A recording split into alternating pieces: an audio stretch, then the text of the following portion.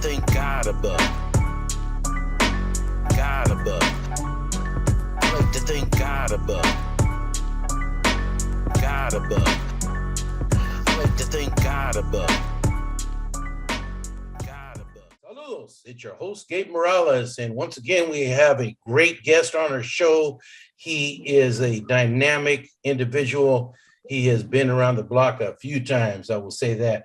Dwayne Santistevan is a veteran corrections administrator. He started in 1991 as a corrections officer, and he rose up the ranks. He was named Officer of the Year for the New Mexico Department of Corrections in 1997. As a sergeant, he was assigned to the new security threat group there in New Mexico, and he then promoted up the ranks as a sergeant, a lieutenant, became the security threat group coordinator, became a deputy warden, administrator, and retired as deputy director of the security threat group management office after 25 years of service. He then was hired by the GEO Group as an assistant warden in Kingman, Arizona. 3 years later, he was named warden at the Lee County facility in Hobbs, New Mexico. Boy, what a career. Man, oh man. I thought I'd been around a few places. Right on, brother. How you doing? I'm doing well. Thank you. All right. So let's start off. First of all, how's the weather down there? Well, it's hot today. It's in the mid 90s over here. It's dry and windy. So I don't know if you've seen in the news, but quite a bit of New Mexico's on fire right now. Oh man. Well, yeah, we got the Hatch chilies, but it's on fire more than just the Hatch chilies. Yeah, exactly. Equally. All right. So, brother, tell us, where were you born and where were you raised? Well, I was born in Albuquerque, New Mexico, and my parents raised my siblings and I up in a small town in northern New Mexico called Mora. Okay. I went to school through the Mora Independent Schools and graduated from Mora High School. All right. Well, I know that area very well. I got a lot of good friends in Pueblo. Of course, you know Steve Lucero, and yes, I know a lot of people all down there. Southern Colorado and northern New Mexico, all that beautiful country up there. So yes, what schools did you attend? Other than Mora schools, after I graduated, I went into the U.S. Air Force. About a month after I graduated, I enlisted in the U.S. Air Force, and I took some classes while I was in the Air Force. But due to being deployed quite a bit, I was unable to actually get my degree. But I do have college credits and what have you. Okay, so did you go is the Air Force Academy in Colorado Springs? No, I went. I was enlisted, so I went to Lackland Air Force Base in San Antonio. Oh, okay, San Antonio. All right, you're another beautiful city, man. Yes, man. That was my first exposure to humidity, and I really didn't know what to do with it at first. Yeah, I know. I mean, down there in the Riverwalk, man, it's like going to a sauna, man. I love San Antonio. Still got a lot of good brothers and sisters there in San Antonio. So most definitely in New Mexico, all over the place. I got a lot of good brothers and sisters that I know in corrections and out of corrections.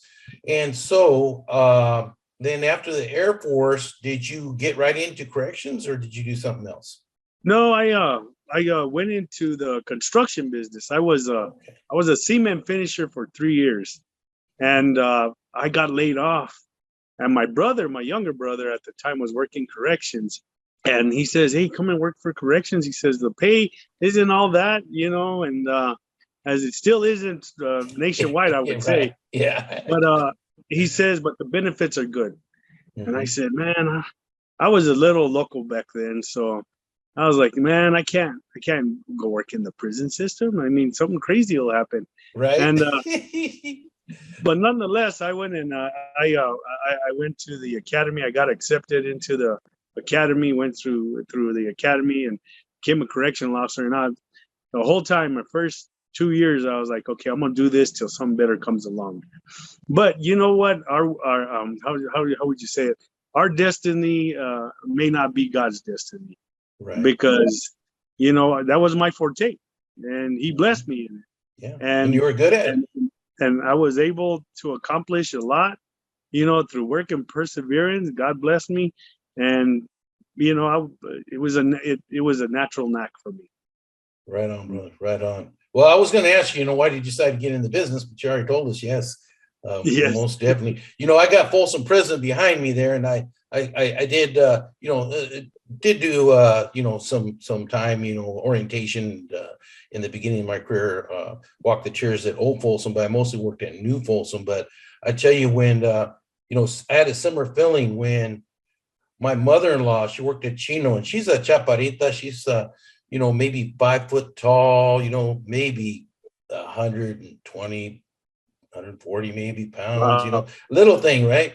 And after I got out of the Marine Corps, out of the service, I didn't know what I was going to do. And she's like, "Well, why don't you work at the prison system?" I'm like, Charlie, I see too many movies and TV shows. I was Yeah. scared. That's what she Yeah. says. Is the big bad Marine scared? I said, yes. But I did it, and I put in for Folsom, and man, the rest is history, brother. It sounds like the Yeah. same thing happened with you. So I understand then you started off at the New Mexico Penitentiary. Is that correct? Yes, sir. In Santa Fe, I my first 2 years were there, and I worked only the old main facility. If you remember, that was where they had probably the most violent prison riot in American history. Right. That was only like 10 years before you started, right? Yes, sir. It still Wow. was, but that mentality was still there. Inmates would come up to you and say, "Hey, you know what? You want to be hardcore? Don't forget, man. If something pops off, don't forget about 1980, because you know what? You may be one of the first victims, and you want to act like a super cop or what have you." So it was Right. it was Right. But I understand that those that showed them respect, they actually kind of protected it, if I got that right. The story's right, that if you treat them fairly, they didn't Yes. expect you to be a softy, and give into them. Well, But if you just did your job and, didn't disrespect them, then there's a mutual respect, I think, there with the old convicts. And that's one thing you learn right away, mutual respect, one for each other. You know what I mean? You respect me, I'll show you the same respect. But first, it's got to come from, because we're the professionals. So the respect's got to come from us first. Right. And therefore, hopefully, God willing, you get it right back. But as well as I do, there's some of these youngsters that come into the system and they want to make a name for themselves. So whether you respect them or not, they're not going to show you the same. They're going to be mensos no matter what. Yeah. Exactly. I hear you. So I know you went, a lot of different positions. Let me ask you this, and I didn't preface the question to you, but what would be some of the differences? Because there may be some officers out there thinking, hey, should I make this a career? Maybe I should move on to something else.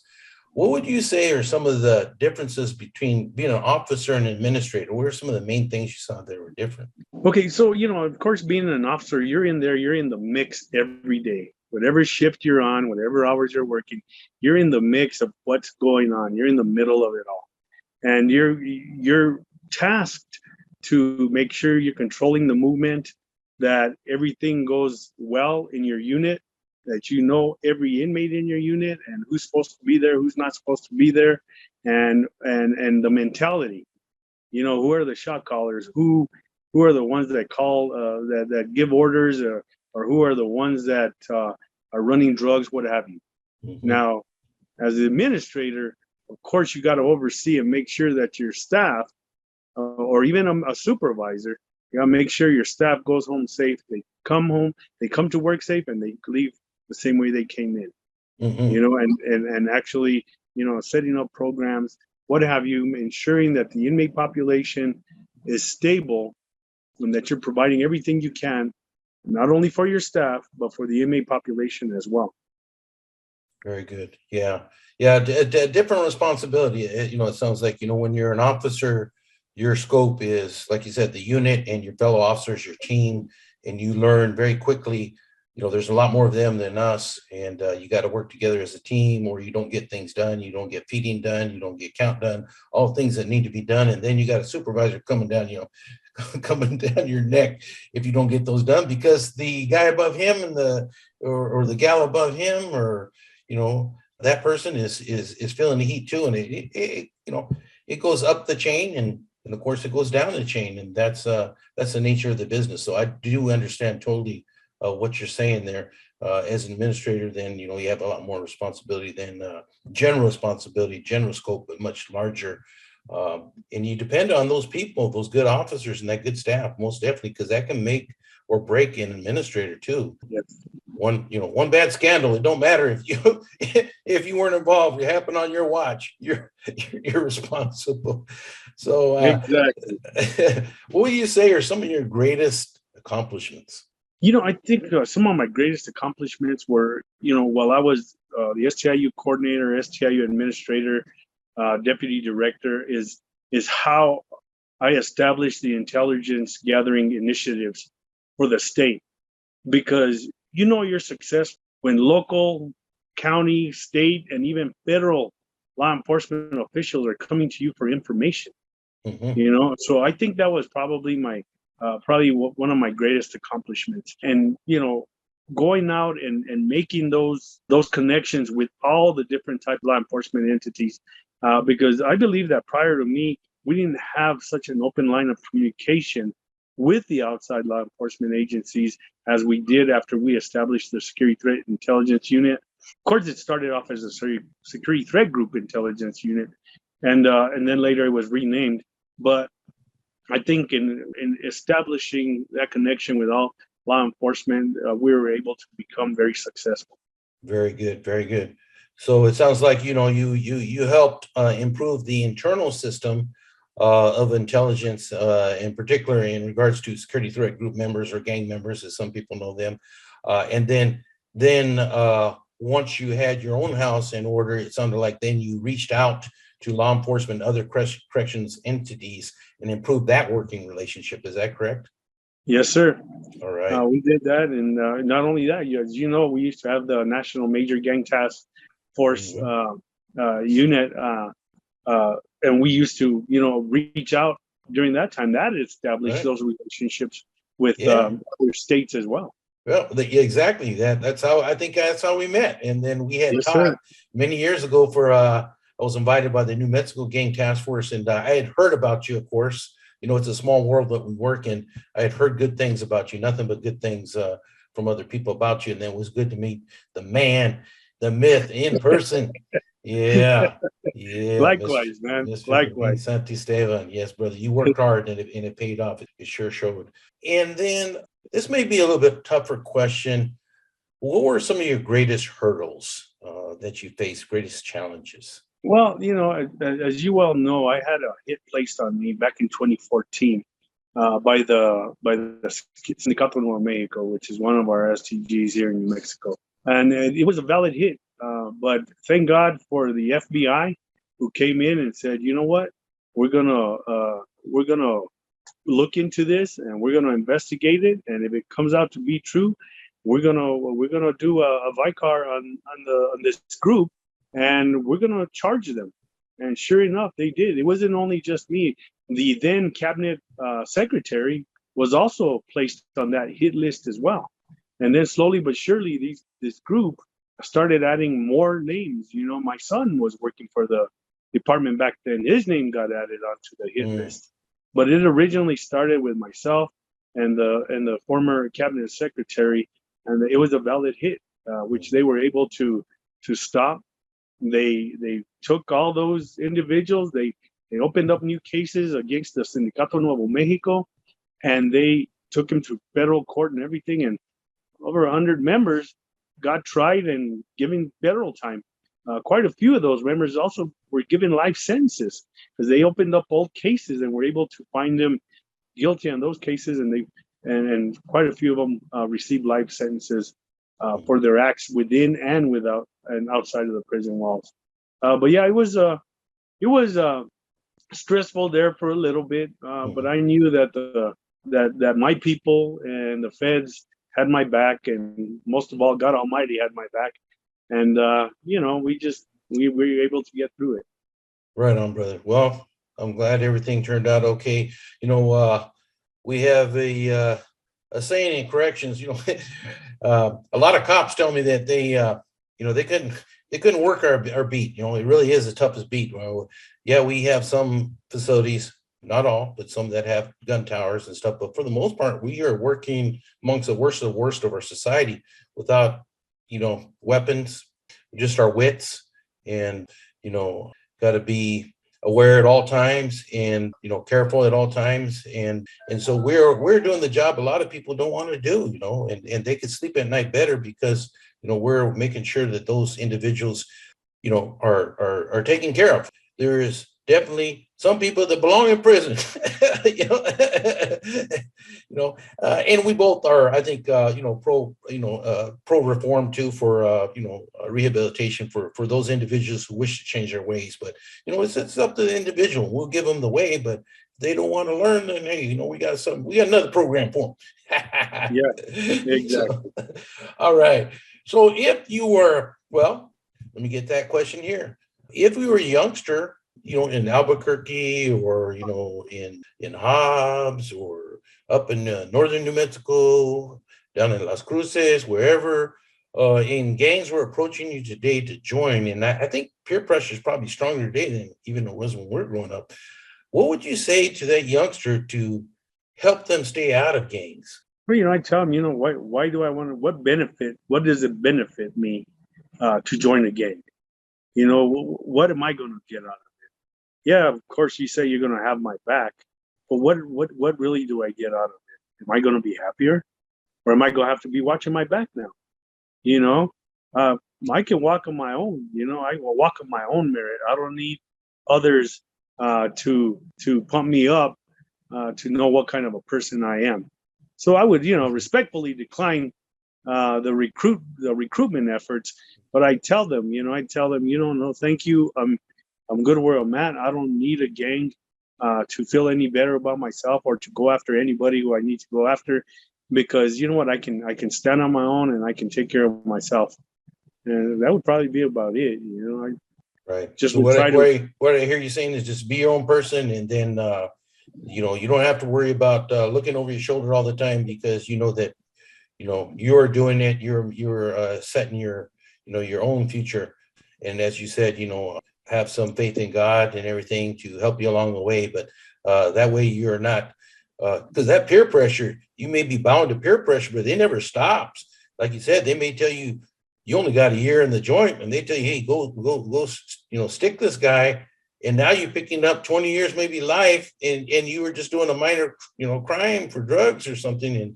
And now look at you, you wasted your whole life and away from your loved ones and everything you Exactly. love, no enchiladas, no tacos, or maybe once a month, but they don't taste too good. So everybody knows everybody knows prison and jail food is not the best. It's not like mama or grandma used to make. So Exactly. thank you for sharing that advice with us, brother. And for new officers, I know, man, it's hard to believe. I went to the academy, it was 87, you're 91, way many, many moons ago. It's hard to imagine being a new officer. I see some of the officers, the staff that work for me now, and they're only a little bit older than my grandkids. So it's like, Right. I got gray hairs, almost no hairs now popping out. But if you were a new officer coming out of the academy, knowing what you know now, some of the mistakes and successes you have, what kind of advice would you have for that new officer going out there working the main lines? Well, I tell them, it's a very trying job. It's not physical in nature, but it's very trying mentally. And if you have a strong mind, you got to keep a strong mind. One important thing that I did learn, Gabe, from working in corrections, and especially working on the line, you do not take your problems from work home. If you had a bad day at work, don't take it home. You have a bad evening at home, don't take it to work. Never mix the two, because eventually it'll crash. But be patient, do your job, be dependable, be professional at all times, and the sky's the limit. It's like I used to tell my people, if I can make it, so can you. But you gotta make sure that you're there, that you're professional, and that you just handle things the way you're supposed to handle them. Just be respectful, of course. Exactly. No, I like the way you put that. We got a lot of times we take care of our body. I see a lot of the new officers. They're talking about their newest workout, and they're getting pumped up and big muscles and all that. But we got to use this muscle mostly, and I'm not sure all the time that the newer officers understand that. Learn from the veteran officers, the good ones, because we know there are some bad ones. You don't want to learn bad habits, but try to learn as much as you can. That's the way I was. I was like a sponge, learn from the veteran officers that I saw that were doing a good job. And if I saw a bad example, like, I'm not going to do it that way. I saw how that turned out. And yeah, just keep your, your head on a swivel and be physically, you want to be physically fit, but mostly mentally fit. And then also a lot of people, I think, forget the spirit, taking care of your spirit and your family. That's probably the most important. Pray every morning or before you go into work. Amen. Pray for wisdom to make the right decisions. So this might be, there's another tough question for you, brother. I know you had, especially as you become an administrator, you had dealt with some politicians. We have politics at work. They may not be elected all the time, but there's politics at work, as we know. And there's politics in your capital, Santa Fe, and here in Olympia, Washington, where I live. There's politics at the county council, the city councils. There's politics everywhere, whether they're elected officials or not. So for those elected officials, though, knowing what you know, with all your years in corrections, what kind of advice would you have for those individuals as far as what they need to do to help us in corrections do our jobs better? In other words, what is working, what is not working for us? Okay, so I would talk to the politicians, state politicians, and say, we got to maintain fiscally responsible. Taxpayers expect a certain product for what they're paying, for the taxes they're paying. Mm-hmm. And if shifting programming or even lessening the inmate population or whatever isn't fiscally responsible, then you got to change your tactics. Don't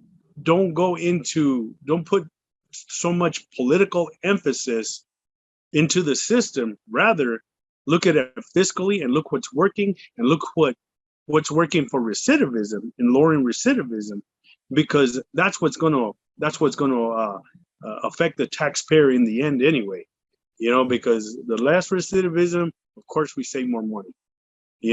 But the higher the recidivism and laws and the judicial system being a little lax, I think it's counterproductive when it comes to the corrections department. So fiscal responsibility and get what works and go with that. So what I hear you saying is, we don't want to be all stick and no carrot. We don't want to be carrot and all stick. We got to give incentives for transitioning back to the community once offenders leave. I think in the past, corrections done not a very good job in that. I think it's improved, but we are, releasing a lot of people out, and the crime rate has gone up. And I think we're partly to blame, and I think the politicians have a good part of that blame for not everybody. Not everybody's fit to go back into society. They should have some kind of life skills training and some kind of safety network, definitely. Or we're going to see them again. We call it the revolving door of corrections, as you well know, and we've seen that go on for years. So in order to break that cycle, yes, I totally hear you there. We got to see what works, what doesn't work, and definitely put our value tax dollars and our citizens that basically pay for what we do. And manage a system. Manage a system to where inmates, are never going to want to come back to prison. Don't get me wrong. Sometimes I think that there's no such thing as hard time anymore. We got to take care of, make sure all the inmates are safe and everything. And like you said, not all of them are criminals. Some of them just made a mistake and they ended up in prison. But make everybody, say, I never want to go back to prison again. Because it's no place for me. Yeah. I think the worst thing we can do is warehouse people. When I see, I understand guys are waiting in jail, like for their court, for their trial, and in prison, maybe waiting to get into a program. But when I see them watching like Jerry Springer, playing dominoes all day and sleeping in all day, and, it just doesn't produce good citizens usually when they get released. You know what I'm saying? So yeah, I agree. We should have some good programs for those. If I was the warden of the world, you either work or go to school, participate in some program, or 23-hour lockdown. But that's just me. A lot of people think that's too rough, but what we got is a lot of medium security, and they're not as It's not punishment, and they're not getting rewarded for good behavior. It's negative reinforcement, and is what I've seen a lot of times. So Too much yes, idle. Too much we have idle both time. seen That's that. what it is. Yeah, it is. It is. But you don't have to worry about that anymore. But we still, I know people are going to enjoy seeing this video and enjoying your wisdom and your many years of service, very respected service, and I'm glad to call you my friend as well as my colleague. Likewise. And I hope to see you again, brother. It's been too long. Yes, sir. All right. All right. Keep in touch. Yes. Anything else you'd like to say before we go? Well, I just want to thank everybody out there for what they do when they do it. All law enforcement entities. It's not an easy job, especially with now in these days that we're in, with people calling for defunding the police, and pretty soon they're going to be calling for no prison time, no jails, no nothing for all these criminals and what have you. It's not safe and it's not right. You know what? But I got to commend everybody else, everybody that does the job each and every day, from law enforcement to corrections to anybody else. If you're managing a secure facility or overseeing a secure facility, I got to commend you guys, and I pray for you guys on a regular basis. And I thank you guys for what you do. And I just pray success for our country in managing all these inmates that we have throughout, And not only that, I've been criticized for this, but I would even pray for the inmate population, Yes. For the Lord to give them wisdom and to guide them through their time, and that they successfully do their time and not come back. The prayers just can't be one-sided. They can be both sided, two-sided as well, Right. But anyway, that's all I would like to say. Well, thank you, brother, for all that. Man, this is an honor to have you as a guest here on our show. And thank you for having me. Yeah. You take care of yourself, okay? You too. All right. Thank you. Gracias. Igualmente. Bye-bye. I like to thank God above. God above. I like to thank God above. God above. I like to thank God above. God above.